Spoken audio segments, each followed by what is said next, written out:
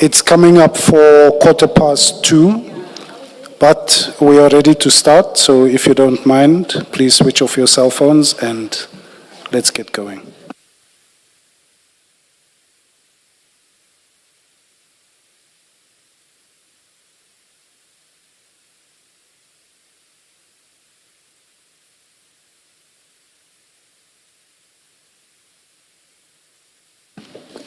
Ms. Boy. Thank you, Chair. Brigadier, we were at page 10, but we can move to page 11 of the WhatsApp chats.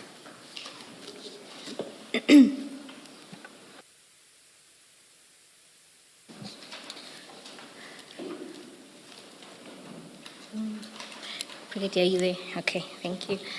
And there, on the 17th of January at 10:15, you sent a message to Mr. Madlanga confirming the meeting.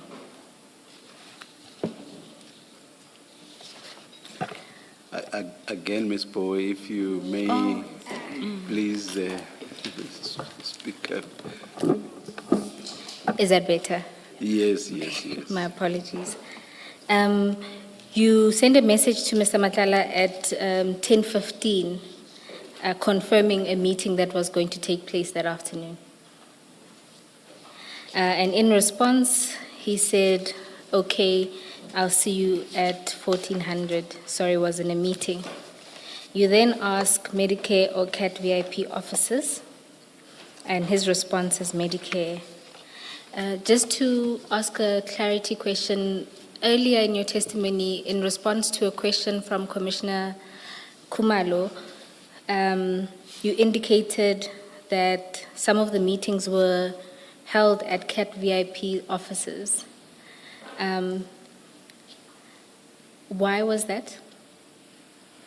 I indicated that before they had an office in Main Lane, it's either the meetings will be held at CAT VIP because it was around Pretoria, or otherwise it will be in Boxback, Medicare, I think it's Medicare Clinic. Is there a reason why it wasn't then held in Boxburg, and rather that it was held at CAT VIP offices?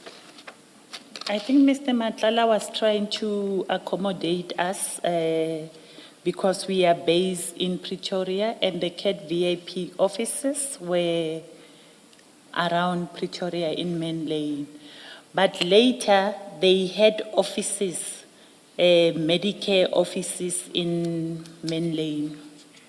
So in this instance, when he says Medicare, it was now their new offices in Main Lane.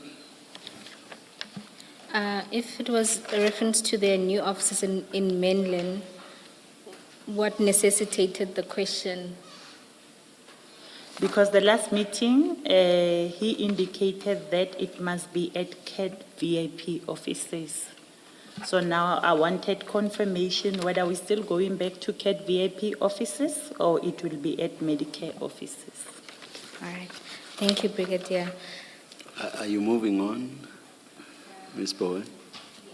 And why did you not meet? This is, you were attending these as a SAPS officer, were you not?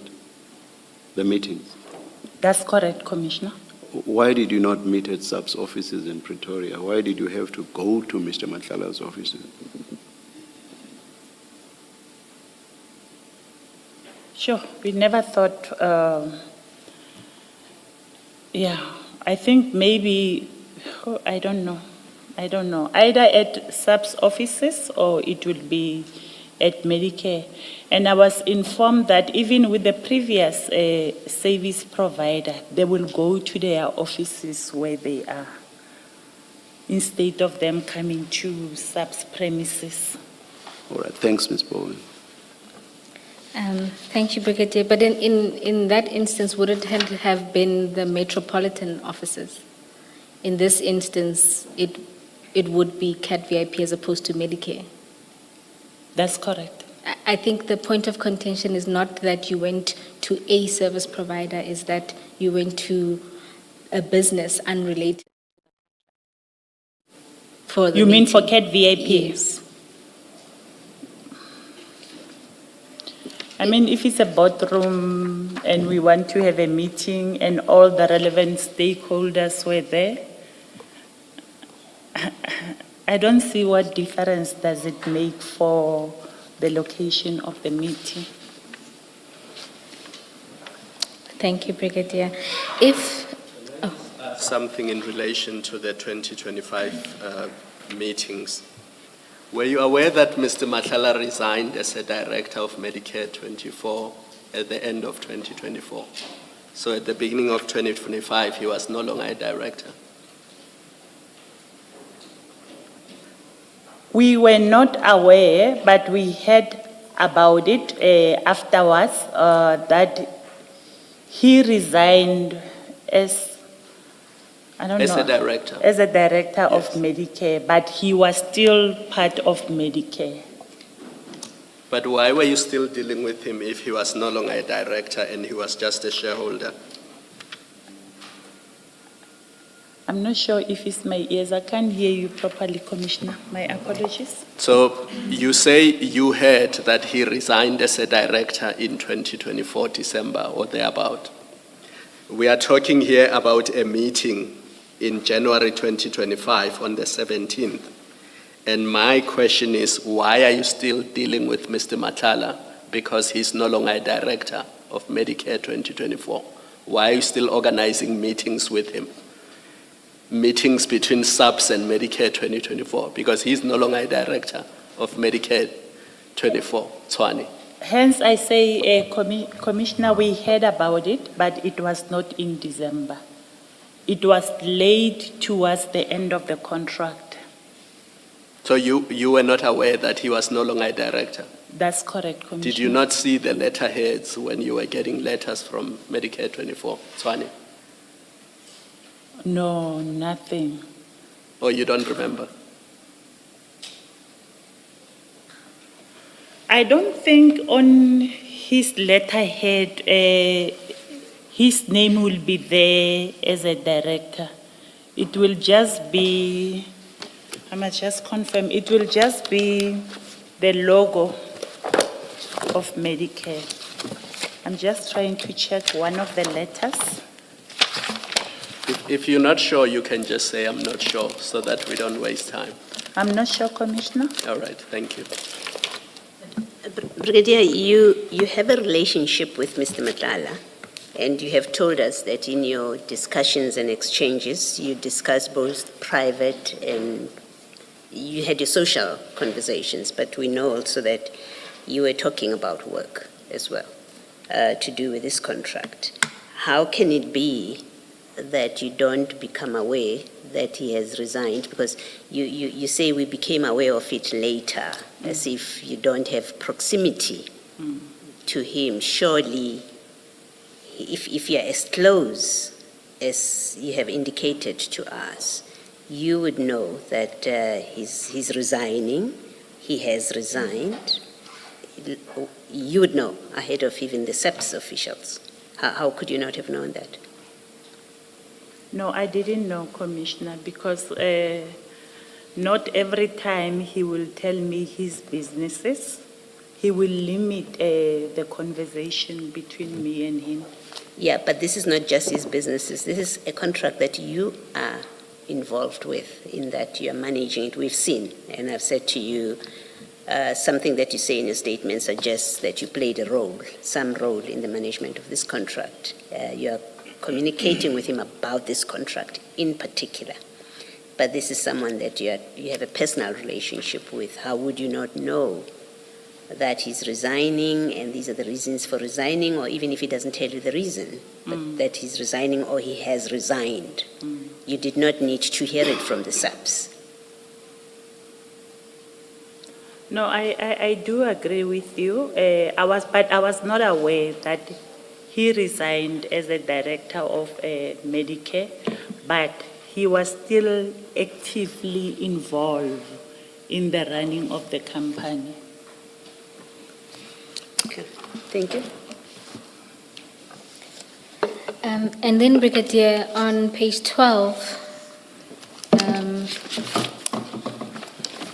at 15:30, still on the 17th, Mr. Matlala sends you a series of documentation, all related to a Buena Vista Learning Academy. Page 12, Page 12 of the chat. okay? And the actual attachments can be found in the next tab. So it's MTJ1 to 4.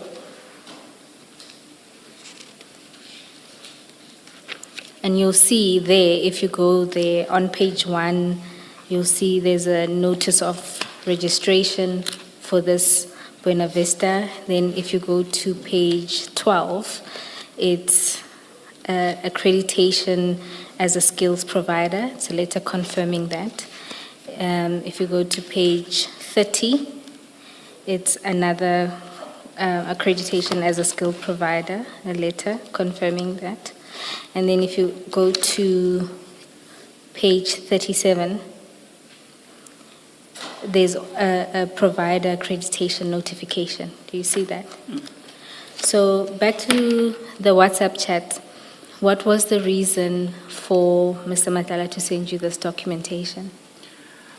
While we were in a meeting with him, he indicated that he was exploring his businesses, and he will be focusing now, or he will be adding something that has to do with training.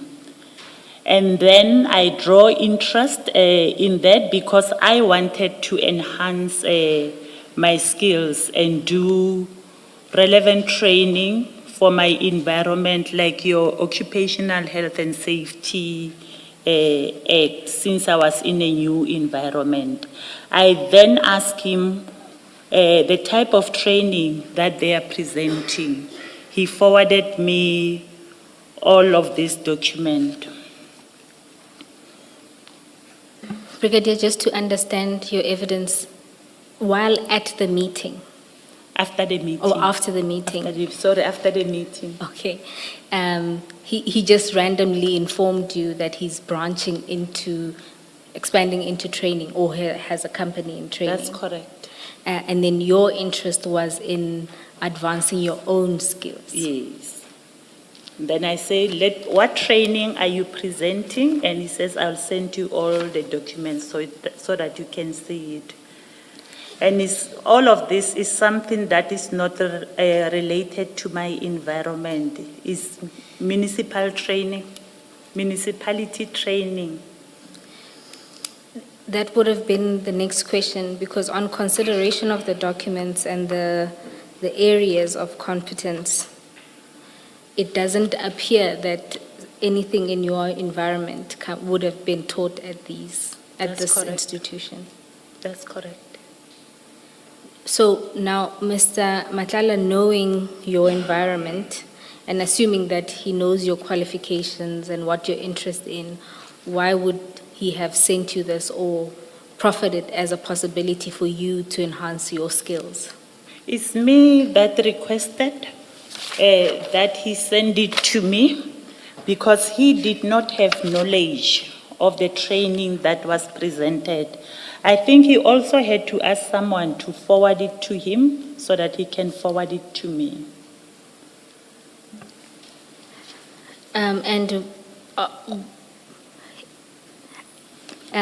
Brigadier, maybe for me to understand, he says to you, there's a training center that offers this. You say, send me the details because I want to enhance my skills. Then he sends you the details, but nothing is related to your environment. Yes. Okay, and outside of these documents, did you know anything about this entity? No, nothing. Brigadier, if you just have regard to the third tab, I'll tell you the page. If you look at two documents that we've added to the bundle, the first being a News 24 article, which is at page 80. and a report that confirms the company registration details at page 151. Have you had regard to those two documents?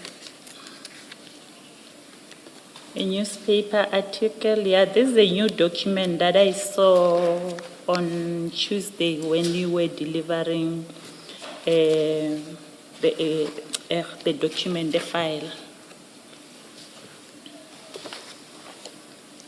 Yes, but have you had regard to it? Have you had regard to it? No, I didn't go through it. Not a problem. And the other document at page 151?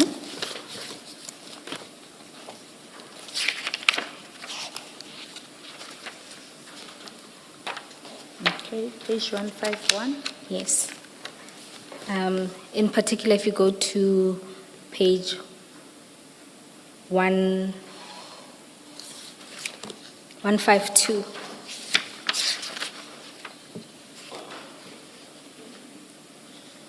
In both that article and this document,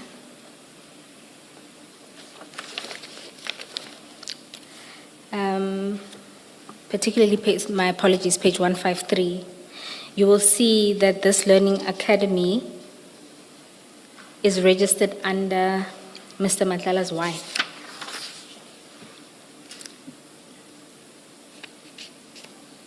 Okay. In your conversations with him, did he indicate this? No, he did not.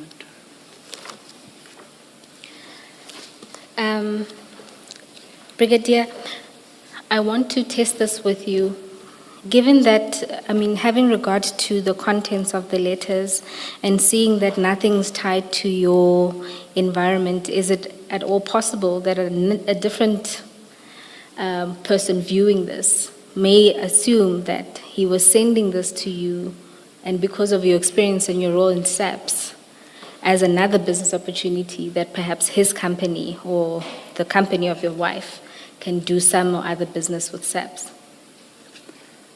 That's not true because if you look at the content of the learning program, they are all based in the municipality training.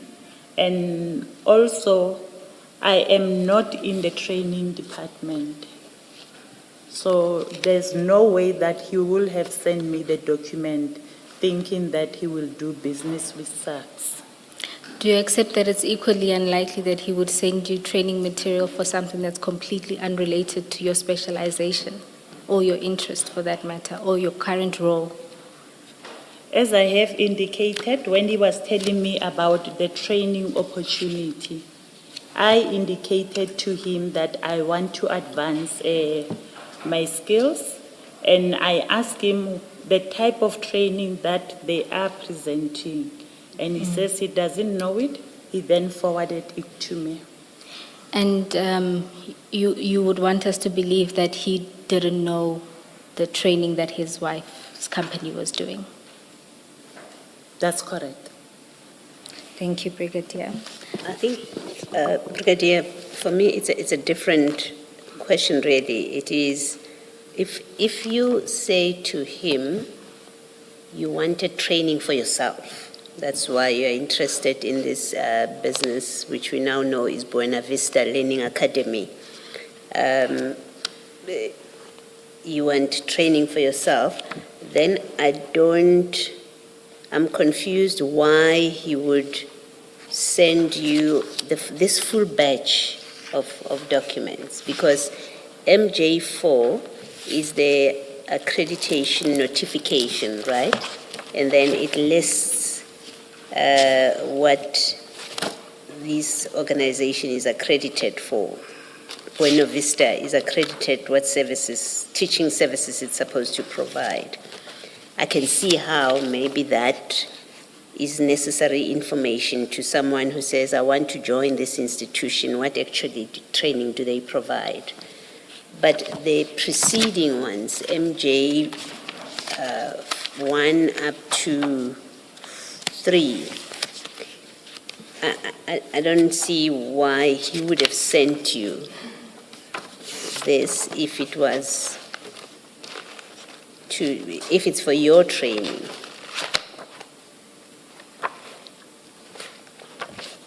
I mean, what did you understand? How did you understand that this was? And by the way, if you look at the MJ1, the first one, MJ1, and you go from page 2 to the end of that document, it talks about NQF level trainings, which, and please forgive me if I'm wrong, which seems to be you are already out of that league.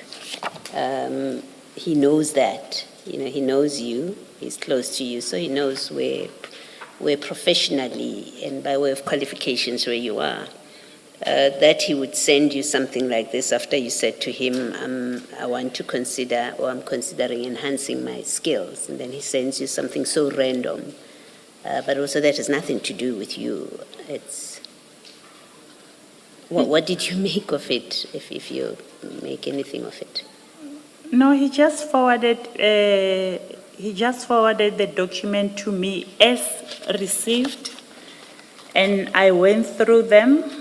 And I saw that this has nothing, or is not relevant to my environment or the skills that I want to enhance.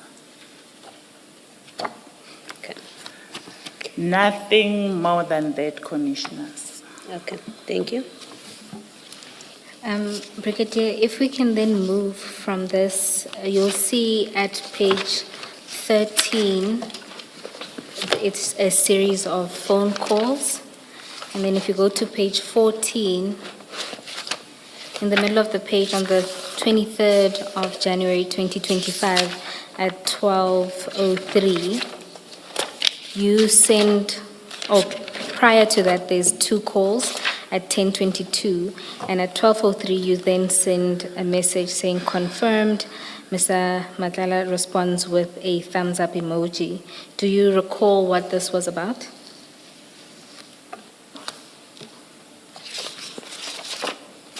No, I don't recall. Thank you, Brigadier. And if you proceed, there's more calls. And at page 15, in particular, let's go to the 28th of Jan 2025.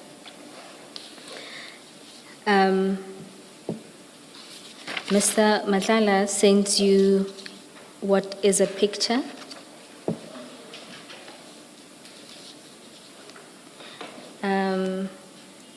Can you explain what that picture depicts?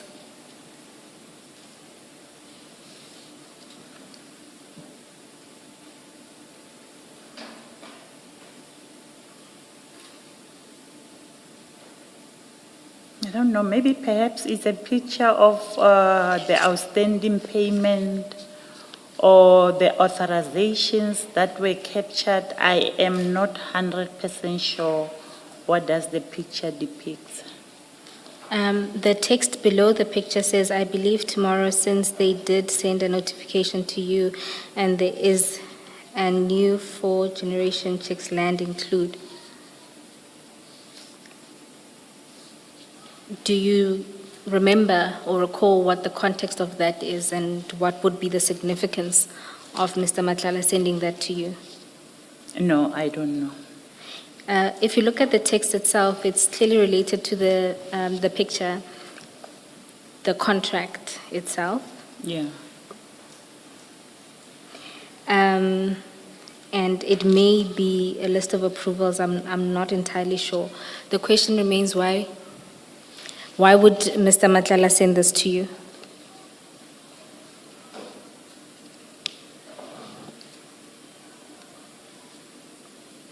I don't know. I don't know. I'm trying to look even at the next conversations. Perhaps. Could he not have been telling you, I mean, you have a telephone call with him on the same day at 11:11, and then at 14:24 he sends you a screenshot, and there's stuff like ACB information, and I think approved, checked. I think that ACB has to do with banking. I think I can say that to you. And I see you nodding, you agree. Could it be that you had been discussing with him issues about payment to him? It seems that's the sensible reading of this. Otherwise, you would have called him and say, I don't know what this is. Why are you sending me this? I think I'm not 100% sure, commissioners. By this time, he was in dispute with one of his contracted service provider that did not want to give him work that was completed. And the service provider wanted him to do a payment before he can give him work. And he was under pressure. So I think maybe he was showing that he will receive payment so that he can pay the service provider. So he is sending it to you to do what? To update you? Yes, as I have indicated, I will normally ask him why is he not paying the service providers. And this would have been as part of your work on, I don't want to use the word management of the contract. It was affecting my work in a way that if he's not paying the service providers, then the appointment will not be scheduled. We will try to make appointments with the contracted service provider through him, but they will refuse to assist us because they did not receive any payment. And this wouldn't be the duty of the contract manager? If there are challenges in my environment that is affecting the facilitation of the appointments, then as a brigadier in that section, I need to intervene. Thank you, Brigadier. And if you continue, then there's 2 more calls that happen on that day, and then there is a video attachment. If we can just play the video attachment.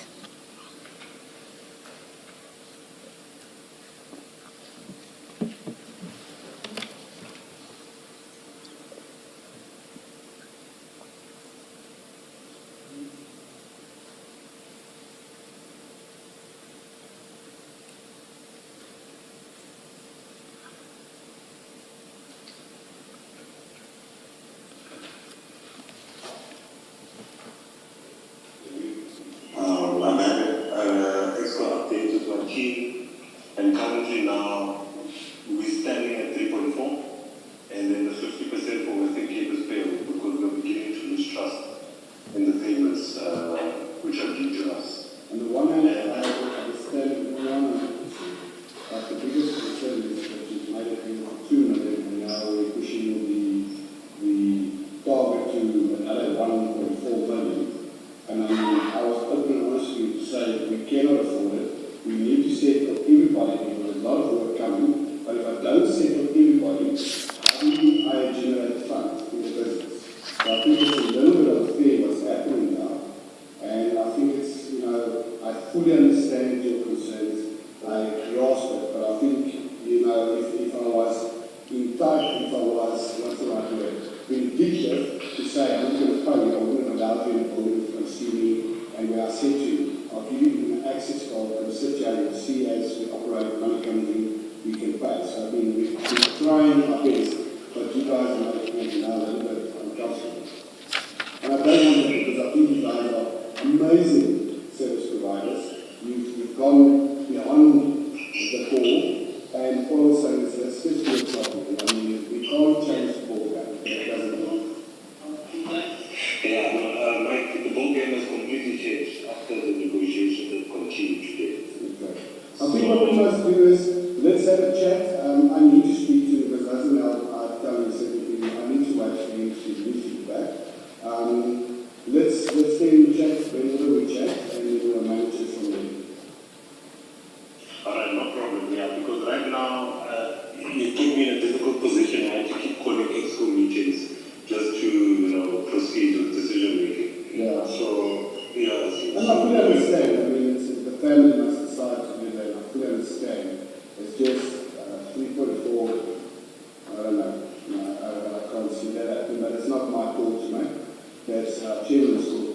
I know the funds that are still withdrawn.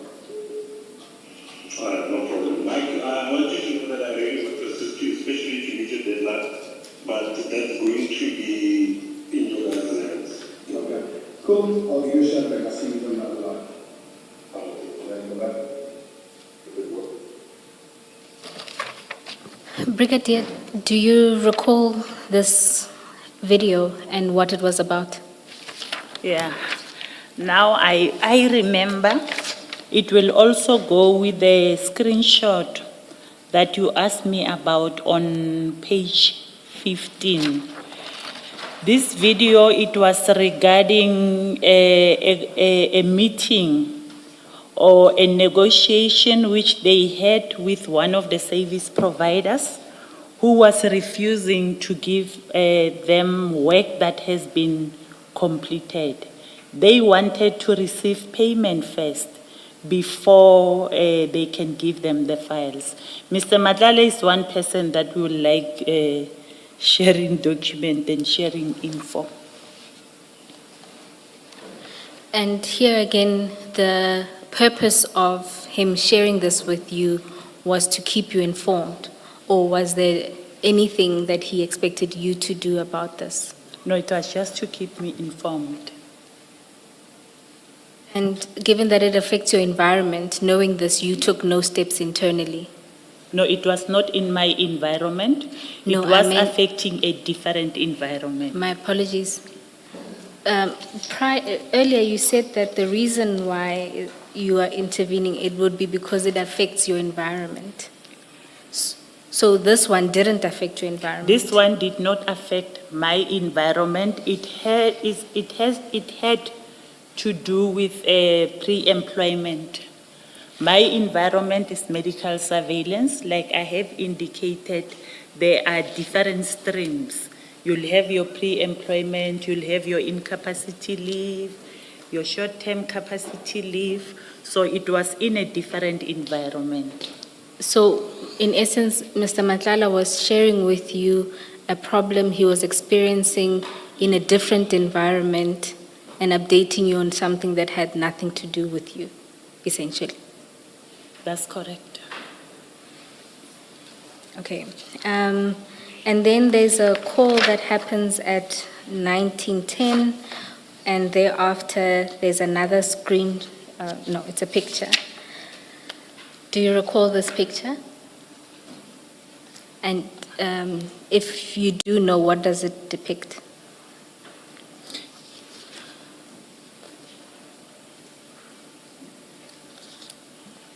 I don't know whether there was payment or it's what he was paid. So far, I don't know how to interpret this picture because I can see there's an amount there.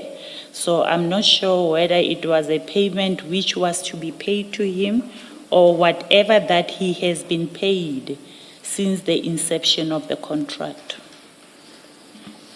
And when you get this picture and you don't understand what it means, did you ask Mr. Madlanga what is he trying to convey to you? The way he likes sharing information, sometimes you don't even ask, why are you sending me this document? What must I do with this document? I just open it and leave it there.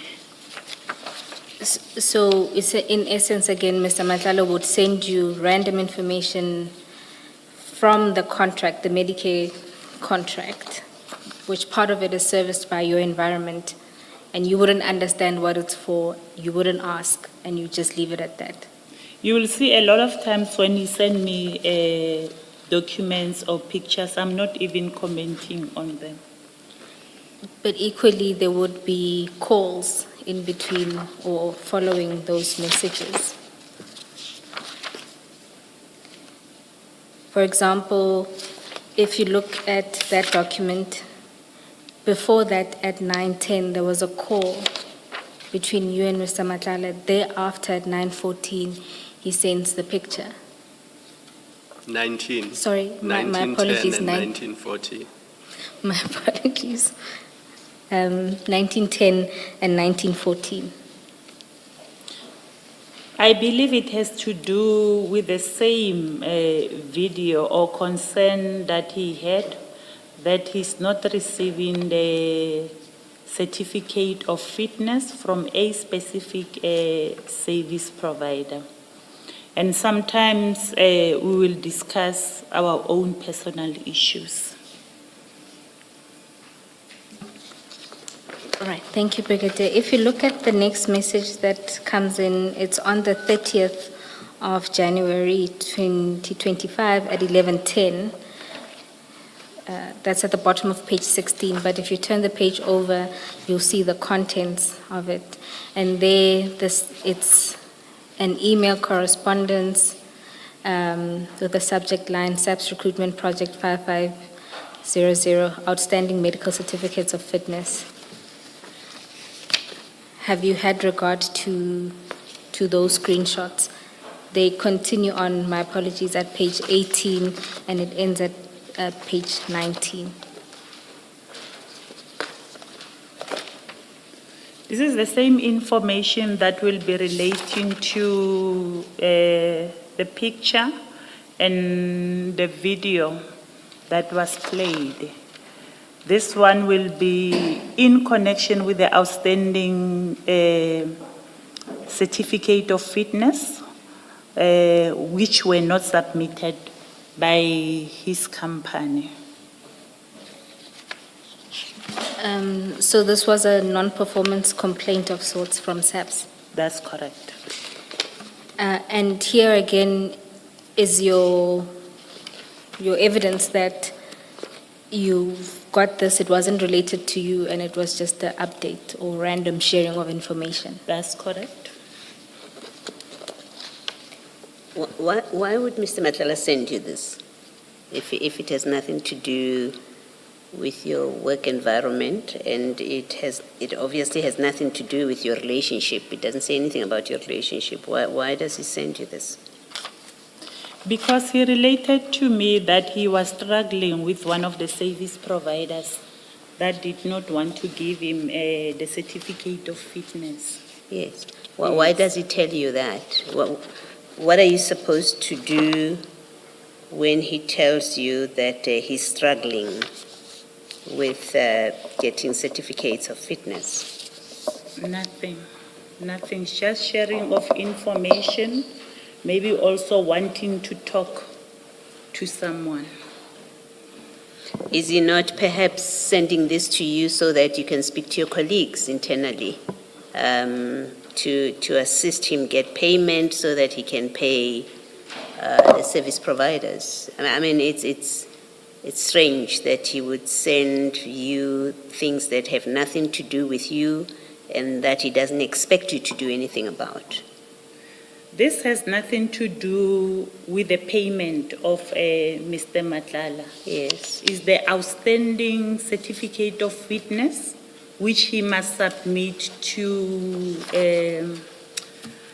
recruitment. Yes. Which he must submit to recruitment. Now he's just showing me that he's struggling with the service provider that he has contracted, because the service provider wanted money before he can give him the certificate of fitness.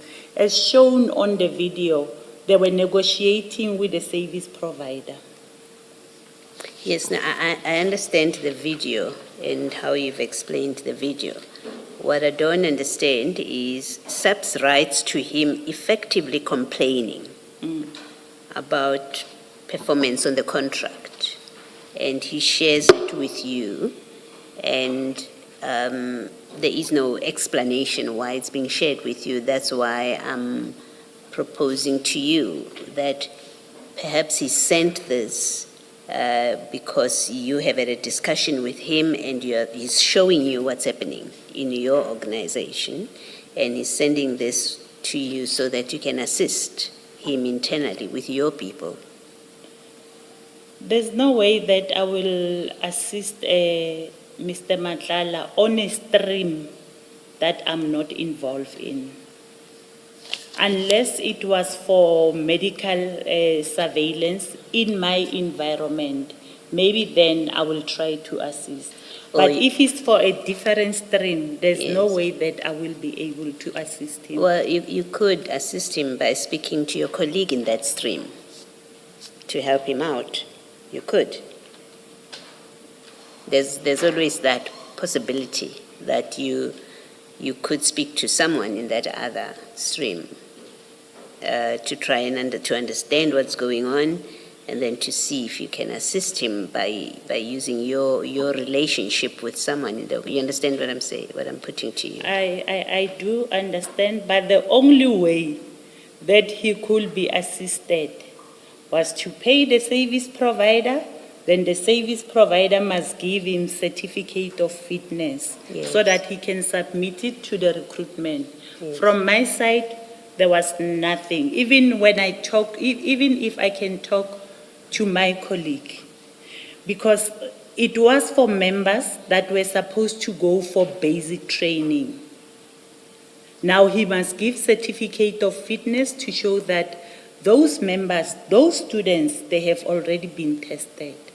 So there was no way that I could assist Mr. Madlanga. Well, you see, he's sharing with you his money troubles. Even that video, it's about a service provider saying we haven't been paid. We do know, maybe let me not say we do know, let me suggest to you that you do have access to people in finance. No. It's not your stream, but you do have access because they're your colleagues.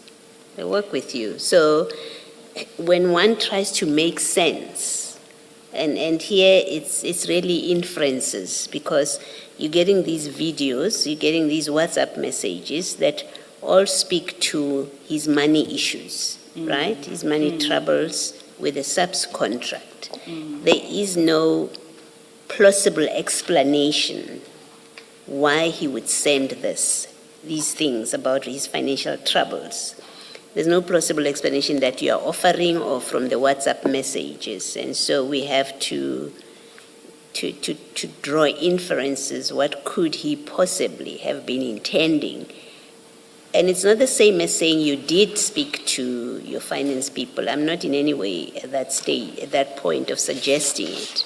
I'm saying perhaps he sent this because he's hoping and expecting that you would speak to somebody to facilitate payments to him so that he can pay his service providers.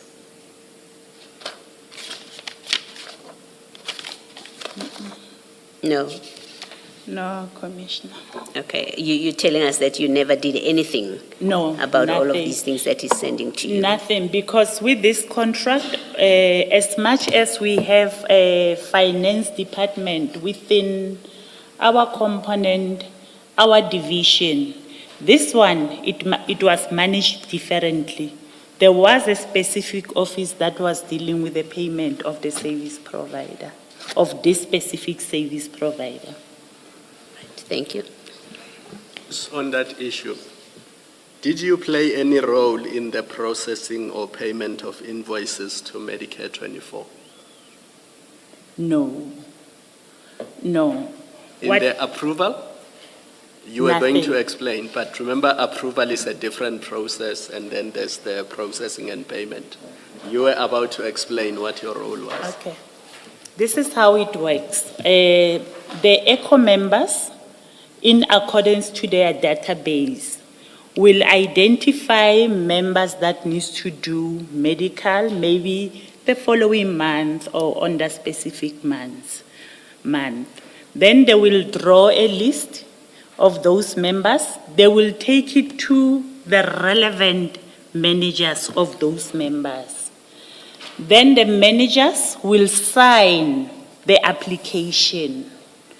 After signing the application, they will forward it to supply chain management, SHE management, who will create the authorizations. Once they create the authorization, one authorization, let's say it's an authorization of Brigadier Macheng. It will be one paper of an authorization. Now, one authorization will go to the service provider, which is Medicare 24, and the other one will be coming to the ECO member. Then the ECO member will schedule an appointment with the service provider. If they try to schedule appointment with the service provider and the service provider is not coming to party, and it's been weeks since they tried to schedule the appointment, then they will inform me. That's where I will intervene. After, Let's not focus on the appointments, because appointments are about trainees and members in service. I'm more concerned about invoices. that's where I'm Because going. you are saying the dispute was between Mr. Matlala's company and another provider, or a service provider to him, Yes, and that's what they were fighting about. yes, Now, if SAPS was delaying Mr. Matlala's payments, obviously he could not pay that's correct. his suppliers or his providers. That's correct, Commissioner. Now, did you play any role in the payment of Mr. Matlala's invoices or their processing? Was there any Within SAPS, proof? within the organization. Yes. So say Medicare 24 submitted invoices to SAPS. Would you ever see them or have a look at them or approve them? They're not even coming to me, those invoices. That's where I was explaining to say, once the authorization has been issued, an appointment has been honored, members conducted their medical surveillance, then you will have something that will be called a certificate of fitness for that specific member. Now, Medicare will take the certificate of fitness together with the authorization and submit it to SHE management in supply chain management, who will certify the payment. If they delayed the payments, would you intervene? No, I will not.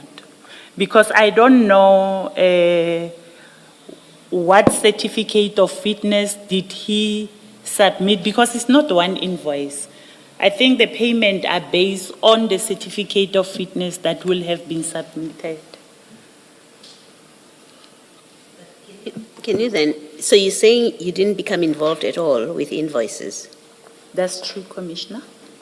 Well, then explain what you said earlier in the day, that sometimes you would deal with him about his invoices, and in some cases he's ended up with lesser amounts in the invoices that you're dealing with.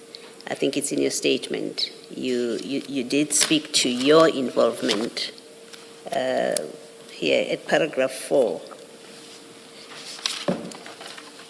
Paragraph 4? of your statement. I don't think it was, I was referring to invoices. No, you said, and correcting him where numbers were not corresponding, which effectively qualified him to invoice lesser. So at least I read it and understood it to mean that you do have something to do with, which ultimately is about invoices. Can you just explain that in the light of your answer to Commissioner Khumalo? I think this statement was reference to the name list that was on the chat, whereby I sent him a name list of 140 members on the non-arrival. From his side, he had an impression that the non-arrival or the misappointment were 300. Forgetting that he did other follow-ups with the medical surveillance. And I was just sending him a name list to say that, no, you only have 140. It's not 300. So my further statement, it was just to say, whatever information that I was sending him, it did not benefit him as a service provider. It did not benefit him as a service provider, but it disadvantaged him for claiming for more. Okay. Thank you. Then, Brigadier, if we just keep to those chats on the 30th, maybe this will shed more light. After the screenshot with the non-performance email, there's 2 calls that then take place at 11:12 and 11:17. Mr. Matala then calls you back at 12:52, which is then followed by a message at 12:53. Good morning, Tate Matlala. Yes, the doctor completed the files already, COFs to be scanned. What is that in relation to? It's a message that he forwarded to me, which is relating to the previous conversation to say that the service provider did not want to give him the COFs before he can make payment. All right, let's just complete that. Then you call him at 13:49, and if you turn the page over, he then texts you, are we winning, Diva? And this is then followed by 2 calls at 16:17 and 16:32. Now, considering what you've said about this interaction on the 30th, what was he referencing when he says, are we winning, Diva? Sure, I'm trying to recall. Sorry, I didn't get that. No, I'm saying I'm trying to recall why will he send a message to say, are we winning? Remember, the context, if one has regard to it, is that on this day in particular, he started by sending you the non-performance letter, so saying to you that your SAPS has sent me this letter, and he, like you said, it was a continuation of his struggles with a service provider or a subcontractor of his, and he's sharing to you all of these complaints. And then at the end of that, having shared to you all of his complaints and that SAPS is not paying, therefore he can't pay a SAPS provider, he says to you, are we winning, Diva? Maybe before you answer, let me say that are we winning, Diva? You were obviously doing something for him. He was expecting you to come back with a response that yes, I'm winning or not. So whatever your answer is, it must move from a premise of you were doing something for him and he was expecting you to give him a response. I agree, Commissioner. It might be that maybe he requested me to do something and he was asking me if we are winning, but I can't remember what was it. Do you think that something had something to do with the series of conversations and documents that were shared before? Because it doesn't happen in the vacuum, it happens after this exchange about his issues with SAPS and communicating what issues SAPS has with him.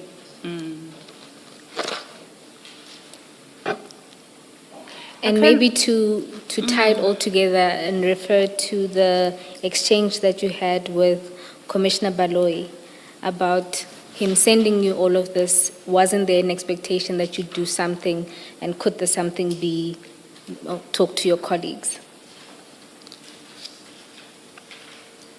Talking to my colleagues, I don't agree. I don't remember calling any of my colleagues regarding this matter.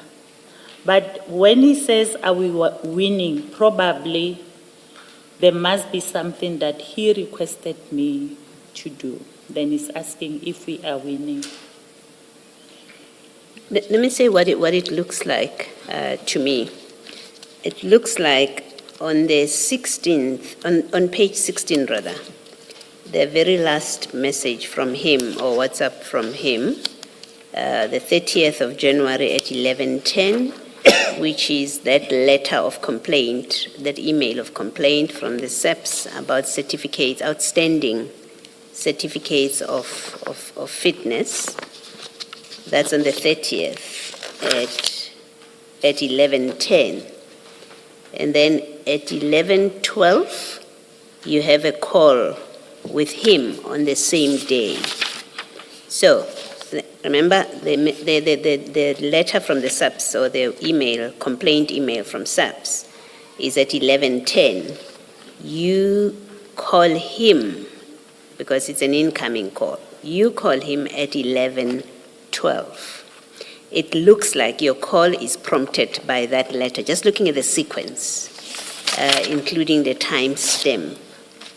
You call him again at 11:17. And then it says sent, there's an audio call from him at 12:52. And then at 12:53, he forwards you the message that says, "Good morning, Tate Matlala. Yes, the doctors completed the files already, COFs to be scanned." He forwards this. So you are obviously discussing with Mr. Matlala the COFs that, according to SAPS, were outstanding at the time. So you are discussing that with him. So now we do have an explanation. When you look at the sequence, we do have an explanation of what was going on here. Otherwise, he wouldn't have sent you, forwarded you that speaks about COFs being sent. And then you call him. So this is at 12:53 that he forwards you that "Good morning, Tate Matlala" message. And then at 13:49, you call him. And then at 16:15, the same day, he says, "Are we winning, Diva?" I didn't skip any communication. That's the complete communication until he asks you, "Are you winning, Diva?" And 2 minutes later, at 16:17, you call him. And at 16:32, you call him. And I'll stop there for now. So what it looks like he sent you this SAPS letter of complaint, not just to share, for the sake of it. He sent it to you to alert you there's a problem. This is what SAPS is saying.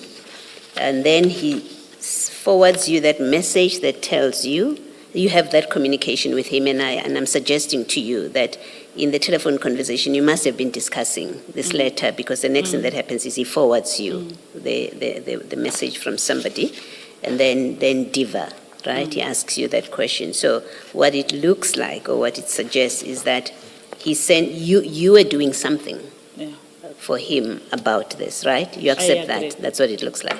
Okay. I agree, Commissioner. All right, thank you.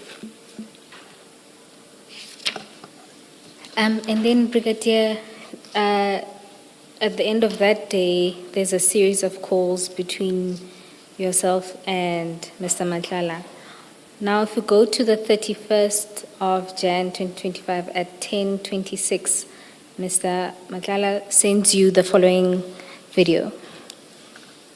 Ms. Bowie, I'm so sorry. Can I just finish off something that I meant to? So you and I, Brigadier, have agreed that this suggests you were doing something for him. That's correct. Yeah. I just want to confirm finally that this is the same area where you said it's not your component. This is about recruitment, I think you said. That's correct, Commissioner. Okay, thank you. Thank you, Ms. Bowie.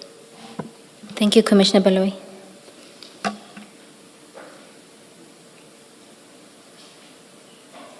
First, in terms of the commitments that the President would have made to the nation. So now, I'm saying to the President, we are not achieving our target of 10,000 because of the risk management. No, we can't look at that. You made a commitment in my presence that by the 20th of December, you'll give us everything that we want. We are now end of January. We have to say everything that we want. And there's that possibility that we might not even reach our target, not because of ourselves, but because of you, the risk management. So I hope you are going to give us a better feedback when you come to the podium on the 1.2, on the 2.2 item. And I don't want to do anything, Mr. James. I don't know you. I don't want to do anything. The only thing that I want you to say, your certificates are delivered and being delivered today. That is the only thing that I want on the table now. Nothing else. No more stories. I want those certificates by today. Otherwise, I have to escalate it. Because like to me, that is beyond me. I can't do anything about it. Next week,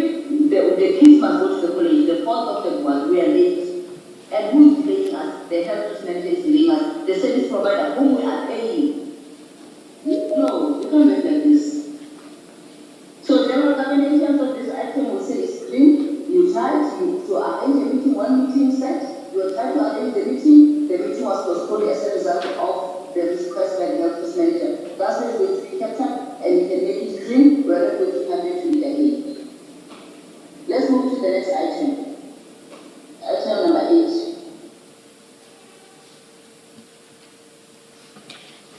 Brigadier, do you have, you've had regard to this video, and do you know what it was about? It's, it's in relation with what we discussed previously regarding the email and the other screenshot, whereby the COFs were outstanding, and I think they were in a meeting with, I think it's General Mkua that is speaking there. So he forwarded me this video. So it's a follow-up of all those documents and videos that he sent me to say I'm in trouble now. And then he then sends a message saying they even imposed that penalty fee. Yes, on his payment. He indicated that according to the service level agreement, if he's not delivering on time, then they will impose a penalty fee. Because he was not delivering these COFs, he's just indicating to me they even imposed that penalty fee. And then what did Mr. Madlanga expect of you in this context? Nothing. And if it flows from the conversation that you would have had with him the day before, do you still maintain that he didn't want you to do anything about this? Like I have indicated to the commissioner, there must be something that he asked me to do if we follow the context of the messages, but I can't remember what was it. Brigadier, it must be that he said to you, please buy me time with General Mkua, because I'm already late with the certificates. They were supposed to be submitted in December. It's already the end of January.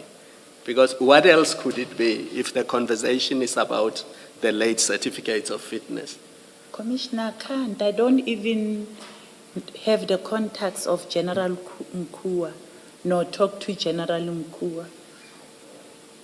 I don't think so. I think it has to do with a certificate of fitness that he did not receive that was delaying the recruitment in the organization. And the service provider was withholding those certificates of fitness.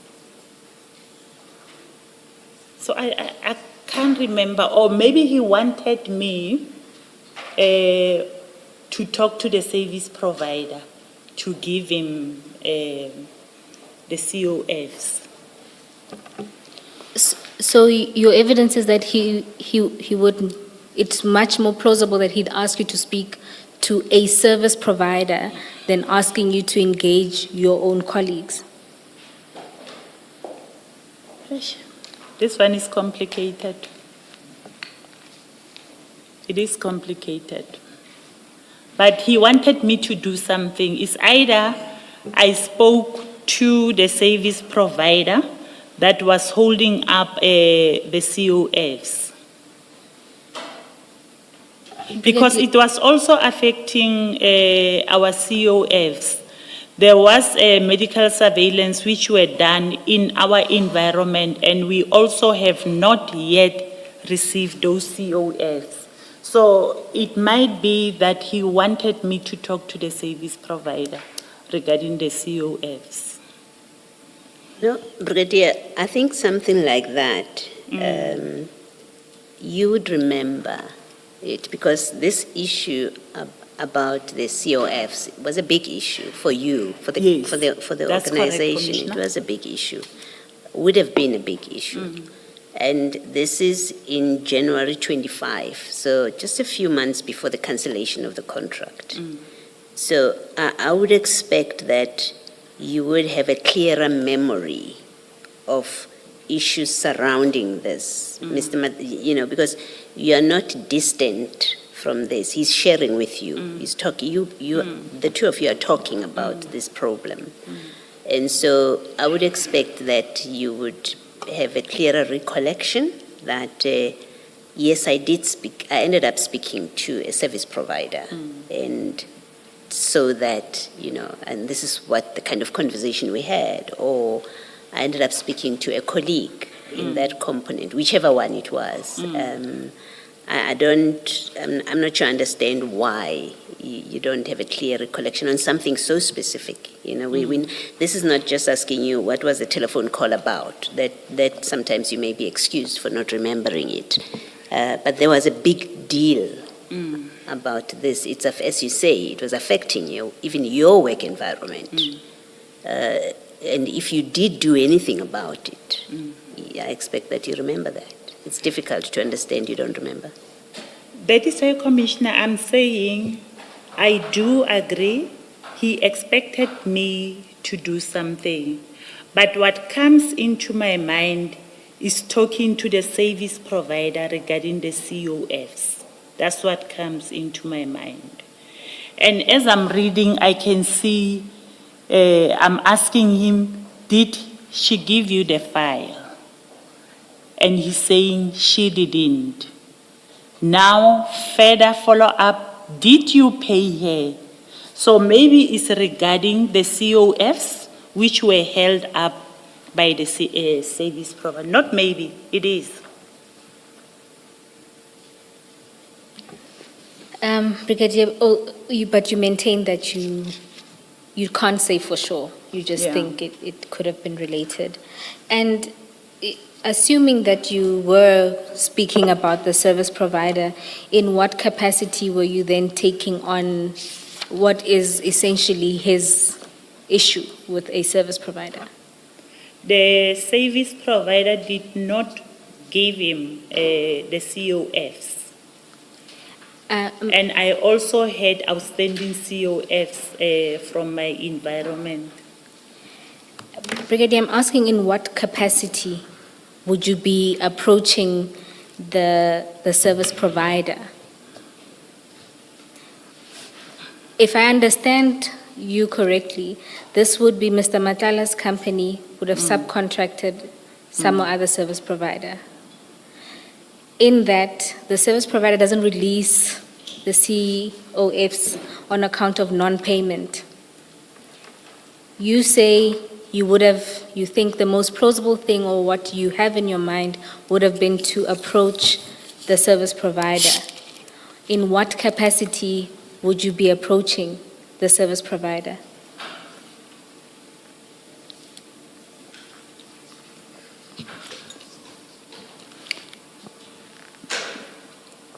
I think I overstepped there.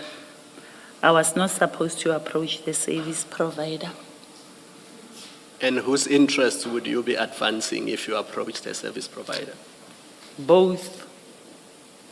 Both? Because I also have outstanding COFs. So when you say both, what do you mean? Both Mr. Matlala and the SAPS? organization. Yes, not you as an individual. No. Or maybe 3, not 2. No, not me. You really can't quite divorce your interests from his. You are his partner. And let's face it, when you speak to a service provider in this case, it's really to assist Mr. Matlala, right? You didn't do it to assist SAPS. You did it to assist Mr. Matlala because he's stuck, penalties are being applied. So when you approach a service provider, it's to make it possible for him to get those certificates in the training, because you said that's for recruitment, right? So you were making it possible for him to get those certificates of fitness so that he complies with the terms of the contract, because General Nkua has now said, I will escalate it. That's it. So you are helping him. There's no question about it. But you must also accept that assisting him benefits you as well personally, because you are his partner. He gives you money.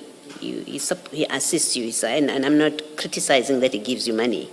It's not my emphasis now. My emphasis is a financial resolution of Mr. Matlala's conundrum now, the fix that he's in with this contract. If that is resolved, the certificates and therefore the finances, the payments to him also benefits you.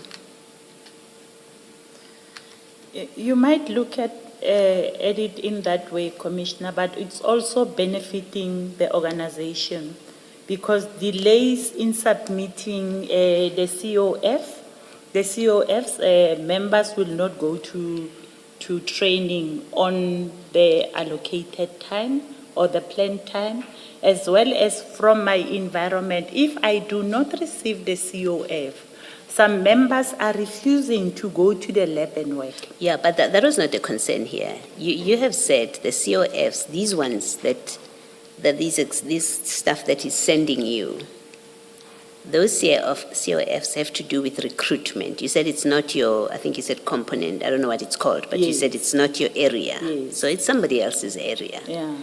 If SAPS benefits, it's incidental. It's not what you were trying to do. You were not solving a problem for SAPS because that area of recruitment, they have the ability to solve this. Contract management, as you say, contract management, that's their function to solve this kind of stuff when it happens.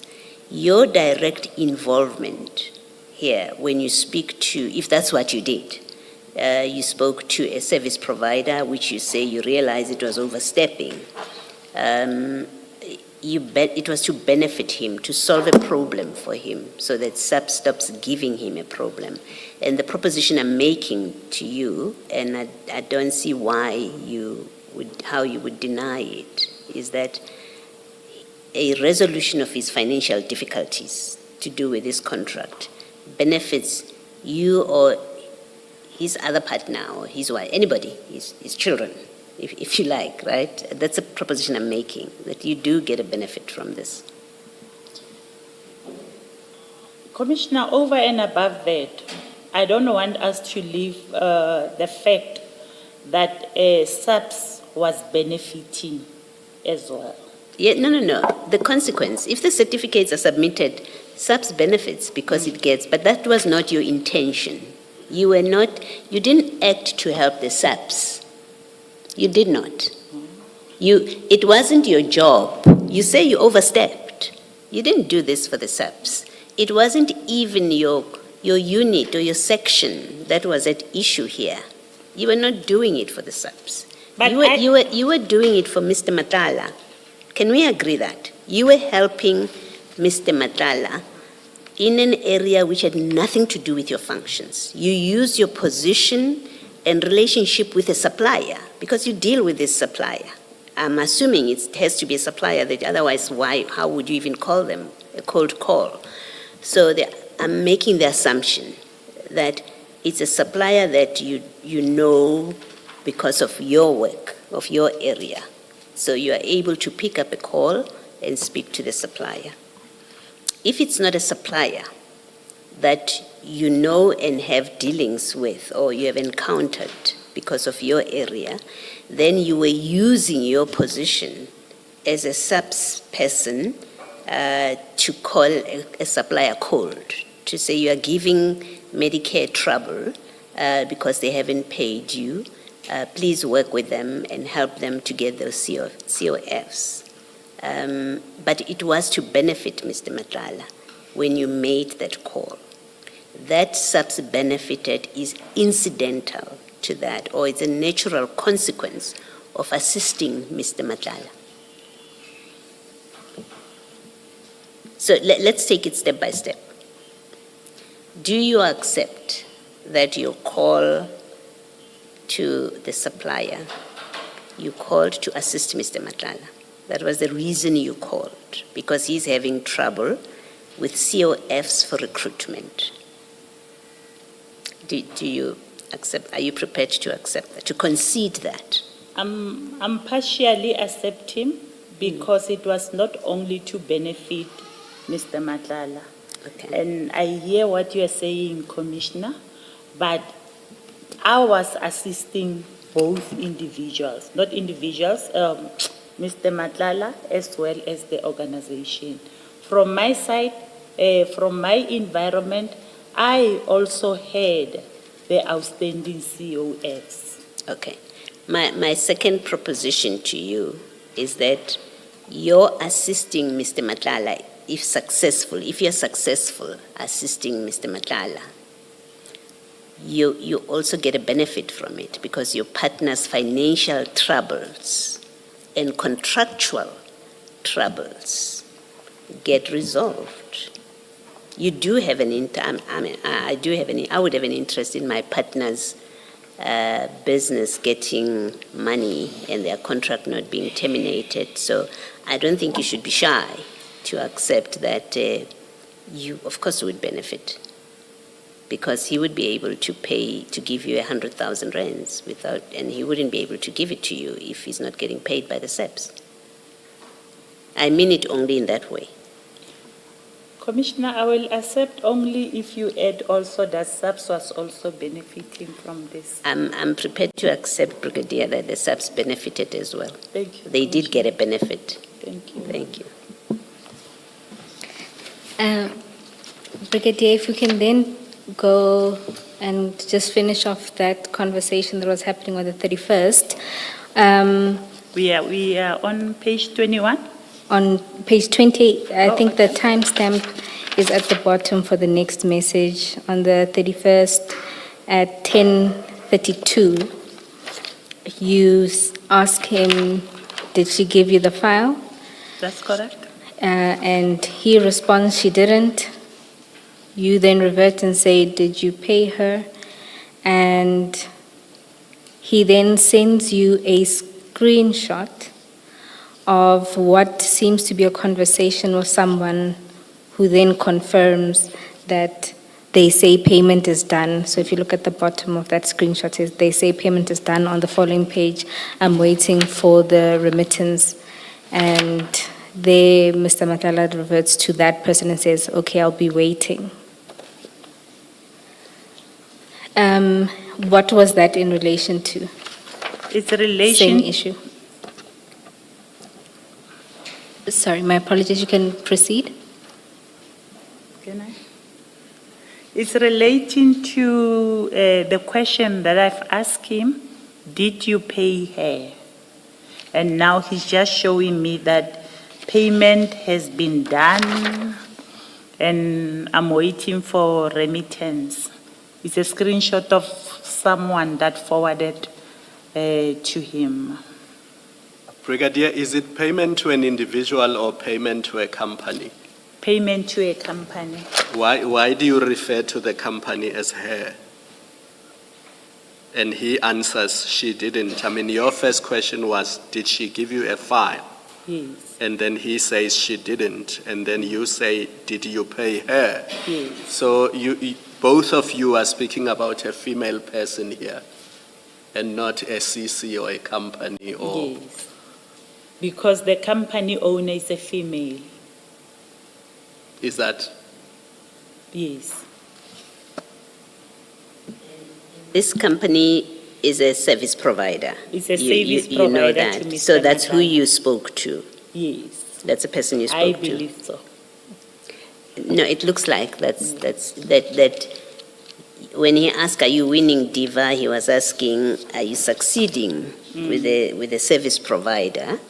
And you succeeded with the service provider, and you expected that she would give Mr. Matlala a The file. files, yes. And you asked, did you pay her?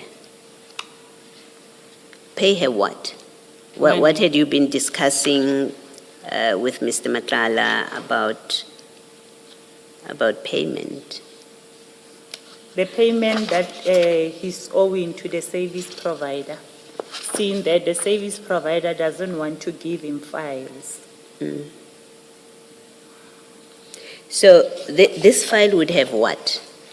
If it's a service provider file, what would be in the file? It will be the certificate of fitness, feedback from medical surveillance, and it will depend on the test that has been conducted for medical surveillance. It will be your height, your weight, your BP, your respiratory, your lung function. It will be your lung function, maybe your urine test, Yes. and your blood test. Okay. And if they have detected anything on your urine test, or your physical examination, or your blood test, then they will indicate on the COF. So how should we read, if you go back to page 19, where he forwards you someone who has said to him, COFs to be scanned, that's on the 30th. And then on the 31st, you are asking about, did she give you a file? And did you pay her? It seems to be out of sequence, because already on the 30th, someone is saying the COFs are going to be scanned. How should we read and understand this? I think this is a message that Mr. Madlanga forwarded, that he received from the previous, from the other service provider. Because the other service provider is saying, "Good morning, Tate Madlanga. Yes, the doctors completed the file already. The COFs to be scanned." So we can accept that when someone says to him, the COFs to be scanned, it must mean he's already paid, right? Otherwise, he won't be getting the COFs, because that's what this fight is about. Sometimes, what I've noted after this whole thing, they will give the COFs, then after giving the COFs, he will pay them later. Okay. Based on the COF that they have gave to him, and also the quality check that will have been done on the COF. Okay. So in this instance, I think he promised him that the COF will be scanned. Then he realized that Mr. Madlanga is owing him money, and he never gave him the COFs. Hence, that video whereby they were negotiating the money. So are you saying that the message about COFs to be scanned, and the message at 21 where you ask, did she give you the file?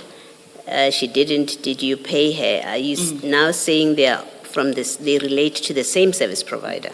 That's or correct, it's different Commissioner. service providers? That's the same service provider. Okay. Thank you.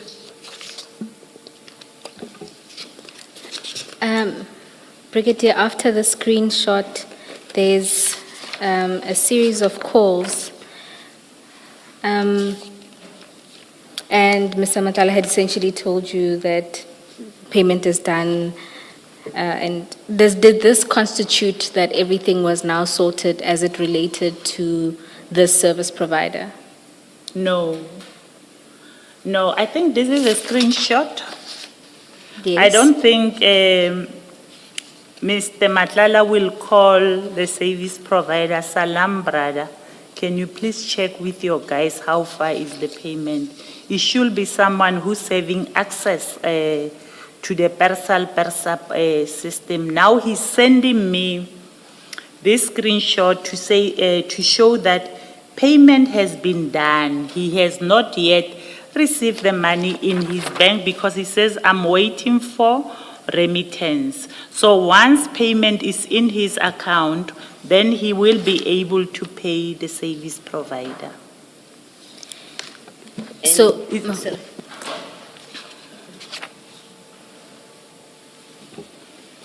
and so at this point, is this the end of your intervention then? I believe so.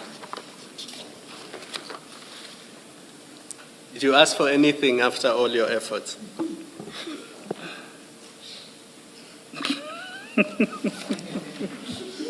I hope I'm not going too No, far. I know where you're going. I hope I'm not going too far. You know where I'm going, but not too far. No, I did not.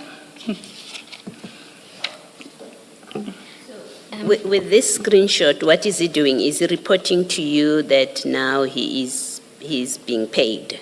Yeah, he's waiting for payment, and once he receives his payment, he will be able to pay the service provider. Yeah, all right. Thank you. That's how I understand. That's how you read the it. screenshot, yes, Commissioner. All right, thank you. And so now the following day, this is now on the 1st of February at 10:12, you call Mr. Madlanga, and at 11:41, you send him a picture of what looks like, I want to say a mechanic and a car, and attached to that picture you say, "Nkadime koloi batho," with a crying emoji. Yes. And maybe let's, Meaning what? oh, my apologies. Please borrow me Meaning a car. what, Brigadier? Please borrow me a car, and I'm crying that I don't have a car. Thank you. And then if we can just play the voice note that you send to Mr. Madlanga.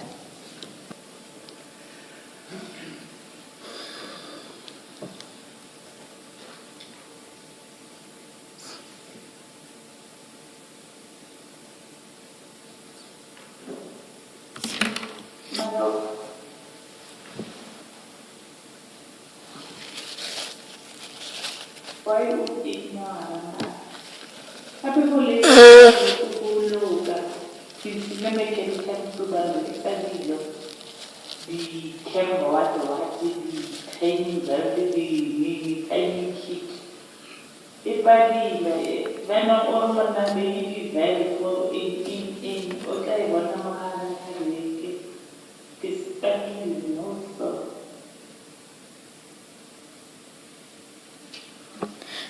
Thank you,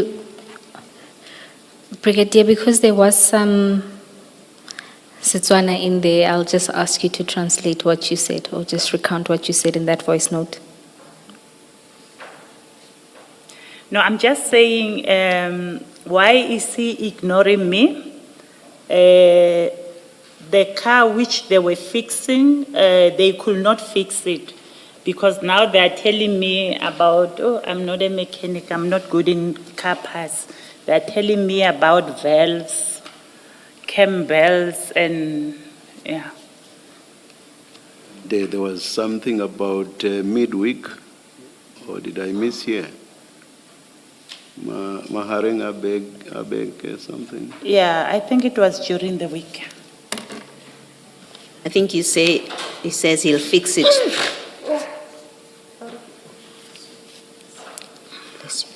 I think you said in that clip, he says he will fix it during the week. Maharinga Beke that the chair is referring to. Yeah, the mechanic. The mechanic has indicated that they will fix the car during the week. Umbona kuyasuthwa Setswana. Kawabona wasuthwa Commissioner.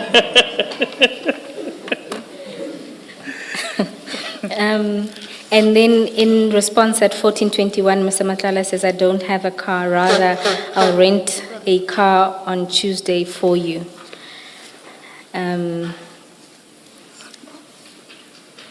Sorry? Sorry, Brigadier, are you okay? Or No, I'm do you- okay. Oh, okay. So he then sends you this message. The one that says, I don't have a car, rather I'll rent you a car on Tuesday for you. Yes. So, Brigadier, just to understand this interaction regarding the car, in what capacity do you then send this request? It's Dali. As? Dali. Dali. Lavi. Lavi. Oh, my Yes. You listen to the Mr. chair, Mr. right?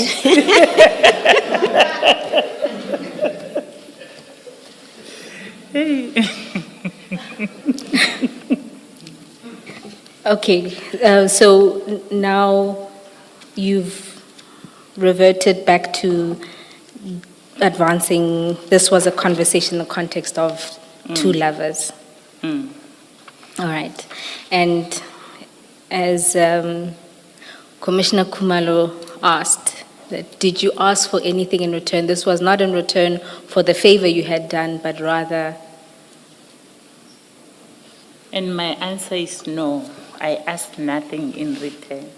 okay, this request is just purely coincidence that it happens after, and it was just lover to lovey. Yeah. Okay. So is it a coincidence that the 4th of February was a Tuesday? It's a what, Commissioner? Just go to the previous page. Remember now, as Dali, as Lavi, he says, I'll rent a car for you on Tuesday. Now, is it a coincidence that the 4th of February 2025 was a Tuesday? No, remember the money was not going to me. It was going directly to the butcher. I was not asking about the money. So you already know where I'm going. Yes. I suppose for good measure, then on the 4th, which would have been then, so on the 4th of February at 13:10, Mr. Madlanga sends you proof of payment at the account of choice being Osizweni Meat Market for a payment of 100,000. And just to confirm, you still maintain that that was for him to settle his account with the butchery, and it wasn't to direct a payment to you through that account. That's correct, I confirm. And on the same day, he also sends you a message saying, I will come, you still fighting with Udire and the lawyers, and you say that you think that would have been call you. I will call you, still fighting with the lawyers. Yeah. And Udire and lawyers is the service provider that we've been discussing regarding the COFs. Okay, so he's updating you ostensibly on a conversation you've been having. All right. Then this is followed by a series of calls, one at 2027 and another at 2030. Then on the 12th, Ms. Boy, just let's deal with the issue of the car first. Your car troubles at the end of January. Mr. Madlanga promised you a car on Tuesday the 4th. What happened to your car troubles? We are now on the 12th, which is a week later. It was fixed. Before it was fixed? It Did he it rent was a car fixed. for you? It was fixed the following day. Oh, so he did not need to rent a car for you? No, Or to give you money to rent a car? no, Commissioner. I've been driving this korokoro that you are seeing here.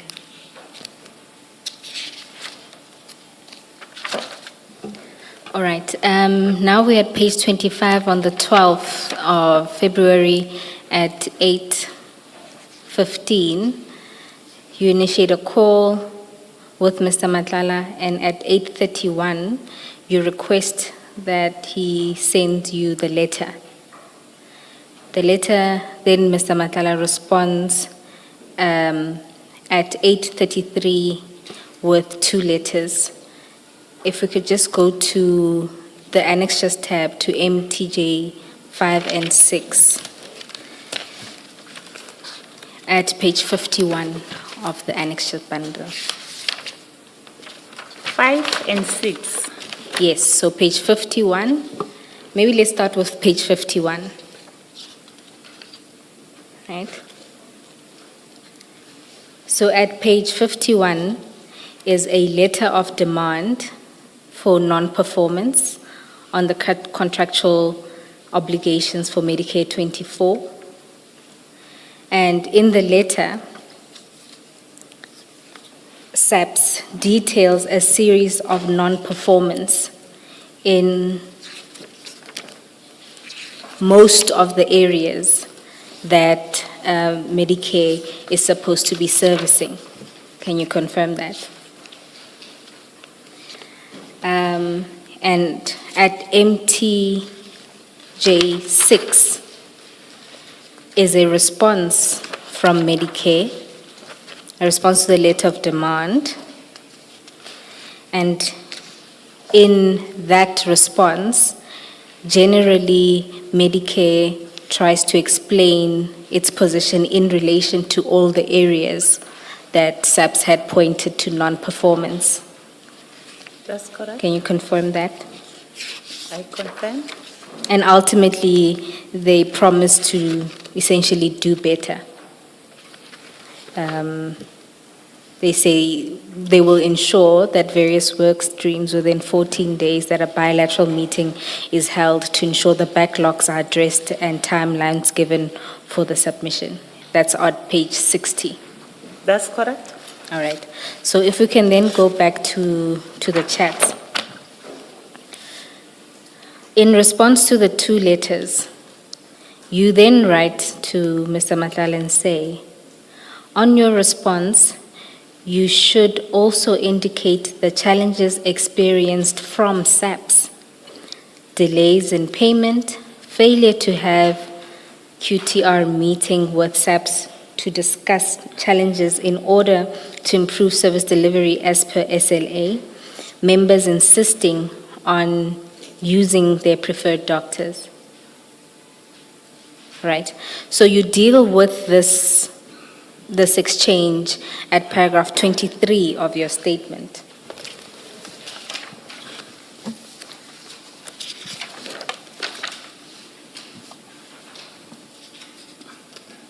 Oh, my apologies. No. 28. Can't even read my 20? own handwriting. 28.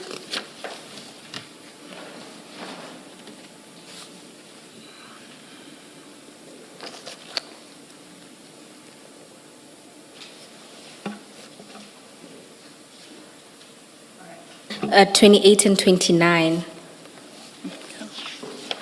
In particular, you note there that I then highlighted to him he could have included the non-payment issue, failure to have quarterly meetings with company as per SLA, and also the issues whereby members were insisting on going to their preferred doctors. You see that?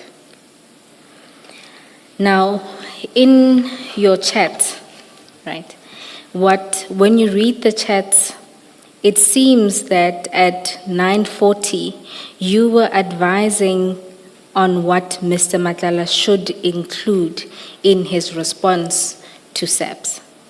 Can you see that? Your language there, it says, on your response, you should also indicate that. Can you see that? I see that, but already the letter was drafted and sent to SAPS. And then in your statement, you modify it to say you highlighted to him that he could have. Can you see that?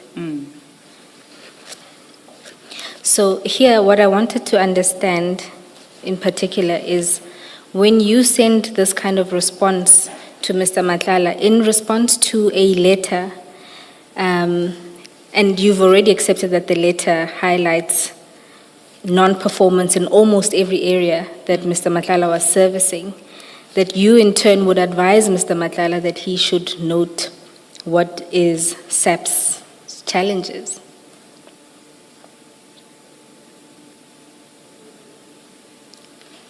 Do you have a comment to that? I mean, why would you advise him to do this, and whose interests were you advancing with this advice? You know, if he's complaining about the delays in payment, which is affecting him to perform effectively. Now, when I look at the letter, all of those that he was complaining about They were not included in the letter. Now, it makes me wonder if he was telling the truth that there was delay in payment from SAPS, or because if delay in payment was an issue, I believe that he could have included it on his letter, but he did not include it. But you know he didn't include it. And what you then do is advise him to include it.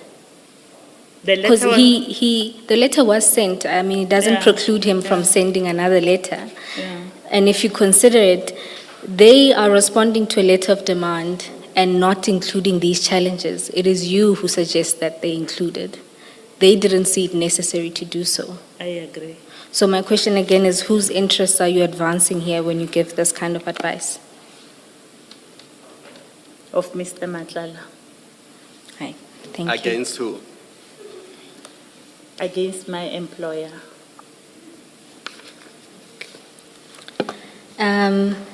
So let's then go to the next. Can I Oh, just my ask apologies. a different question? Brigadier, that letter of demand that is at page 51, it speaks of different streams, work streams, right? In which he said, MT6, Commissioner? MTJ5. It's a letter of demand, non-performance. It has different work streams, and yours, if I am correct, and if I've correctly understood your evidence, yours appears to be at page 52. You can correct me? That's correct, Where it says Commissioner. medical surveillance work stream. That's correct, Commissioner? Okay.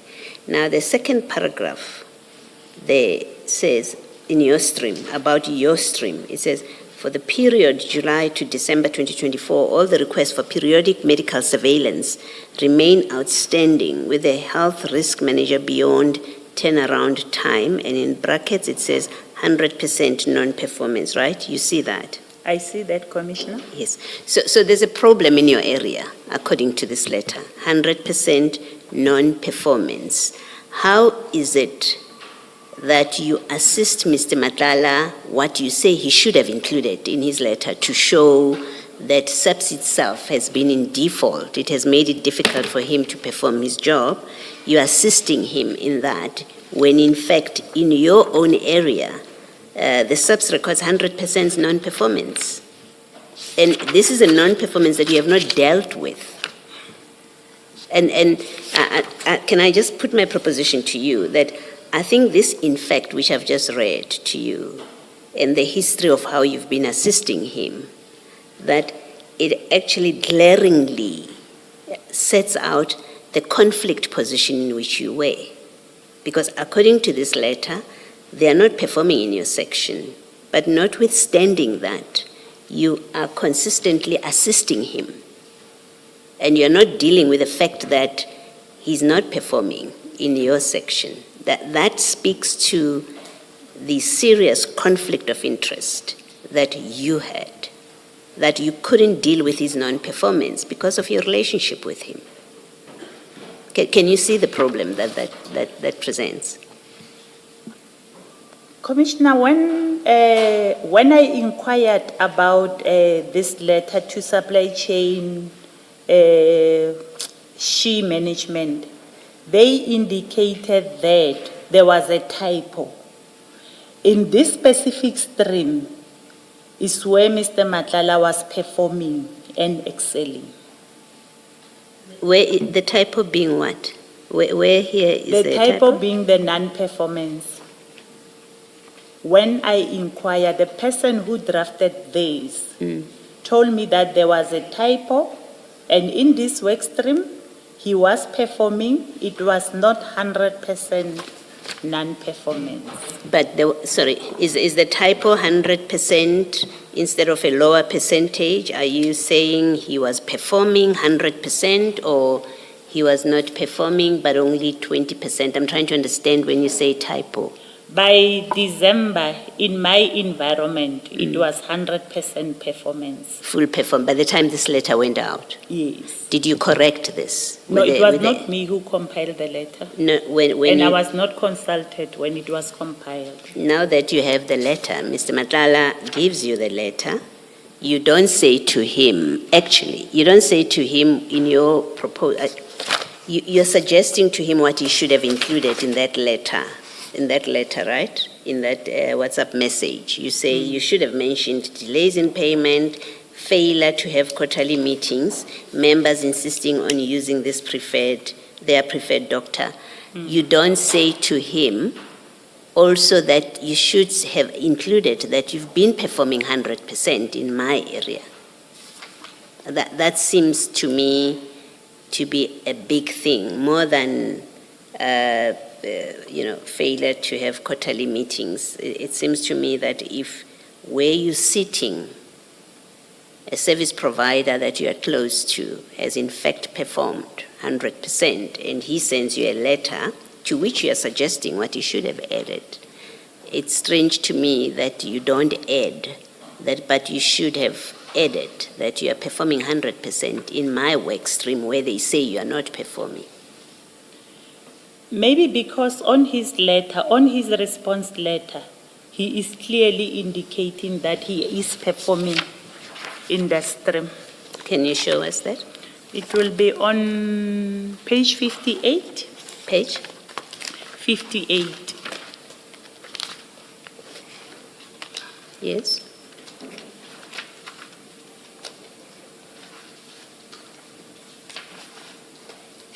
Yeah, what about page 58? Where does he say he's performing 100%? He's under medical surveillance work stream, he's saying with regard to SHE management, our work stream has been working with various service providers and specialists through the country. This is a case when it comes to specialists with annual and renewal of medicals, in bracket, aviation and divers. From the 18th of June 2024, we have completed and certified 1,761 medicals nationally. And this will include drug testing and travel medication. We have 3 large medical groups currently being attended to, which include Northwest Province. These are planned to be completed by the 13th of February 2025 for over 300 annual medicals. So are you saying the 1,761 medicals nationally under your work stream, that was 100% performance? I just want to make sure that I understand your evidence. The measurement will be in terms of activating the appointments.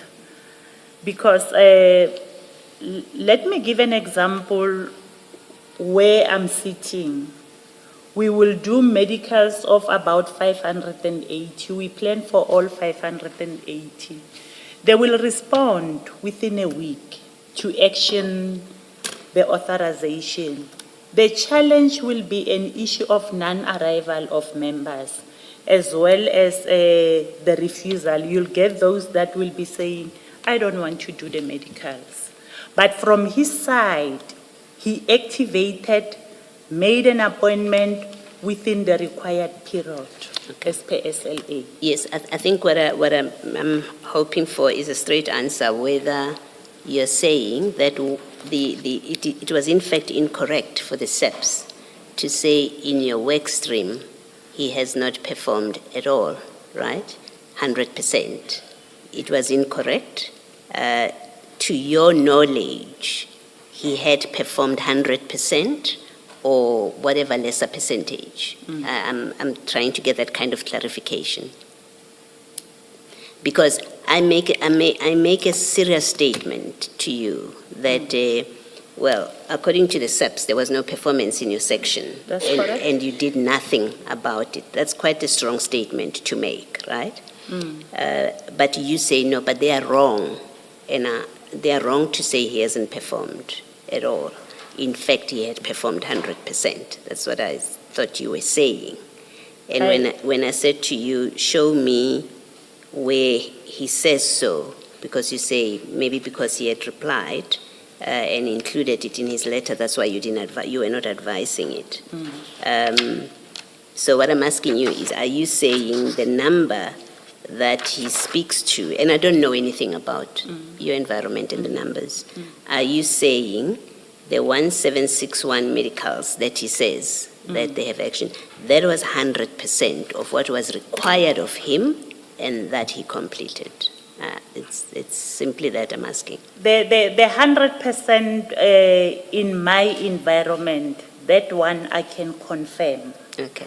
Because after we received the authorization, the appointments were scheduled within a week. Okay. All right. Thank you. But Thank you. Commissioner, I must say it's not the total of 1,761. I'm talking about my environment, whereby it was, I think it was 585.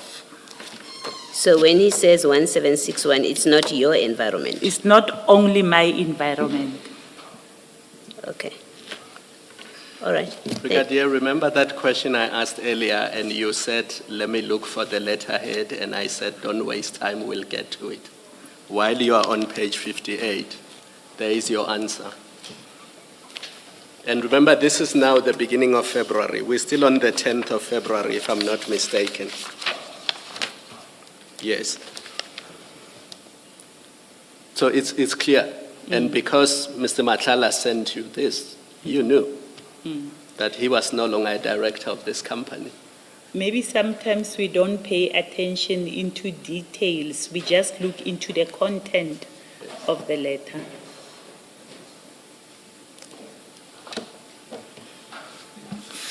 Brigadier, on the back of your exchange with Commissioner Baloyi, is it then just sheer coincidence that on your version, the only area where he was performing is yours? It's not only mine. If you look at the 1,661, it's not only in my environment. Although it might be medical surveillance, but there are different divisions and components that are conducting medical surveillance. But look at the letter that SAPS sent. So if you look at the first one, temporary incapacity leave work stream, you'll see the general or high levels of non-compliance, 89.88 or 100% of non-performance. Can you see that? I don't want to critique the letter that is coming from my organization. But looking at this picture, where it says 100% non-performance, it was not 100% non-performance. And also it was confirmed by the colonel who's working in supply chain management, who's managing this stream. And you don't think it's curious that as a first response, it would be that this is inaccurate and not a true reflection of our performance?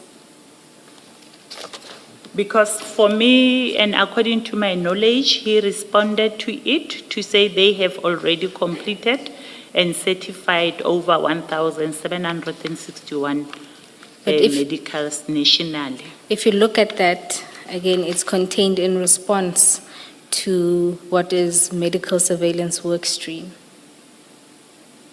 My simple point is, if you have regard to the letter, in every stream, there is general non-performance.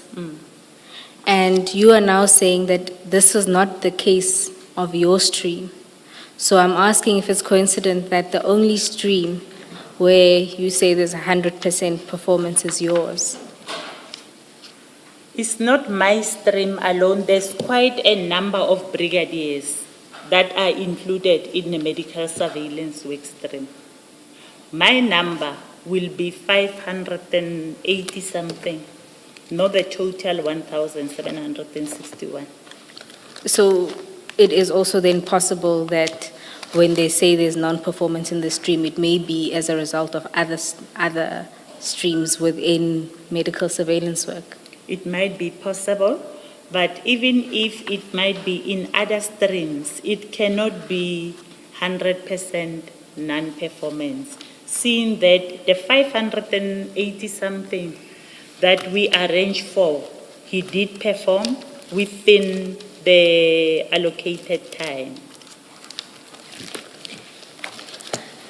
My simple point, Brigadier, is that if you have regard to his letter versus what SAPS is saying in the letter of demand, what you're saying as the errors or perhaps a failure to properly capture the non-performance doesn't accord with the explanation that Medicare itself provides. If you are a contractor accused of gross non-compliance like this or non-performance, one would imagine that the very first thing you say is, this is not true, or, we are performing. Instead, much of it is, we agree, however, this is what we're going to do to try and make things better. We'll try to meet these requirements. We are engaging with service providers. You see, they give an explanation as opposed to deny that there's non-performance. Okay. I think Medicare will be in a better position to come and explain this response. Brigadier, the only reason why I'm asking you is because of your defense of Medicare in your responses to Commissioner Baloyi. But I'll take it no further than that. May we take a 5-minute adjournment, and may we ask to see the legal representatives outside, please? Now. Let's adjourn.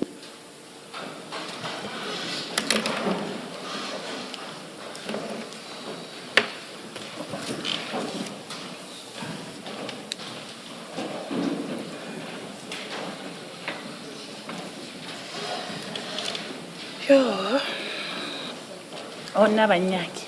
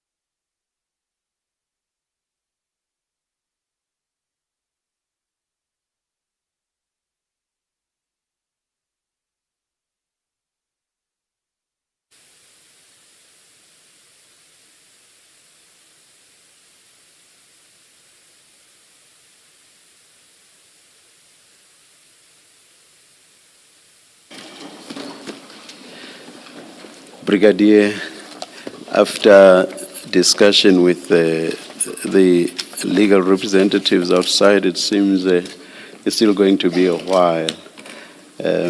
So we have decided that rather than sit late, let's rather continue tomorrow.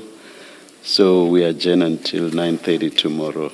We will see you then. So you are warned to be here. Let's adjourn until 9:30 tomorrow.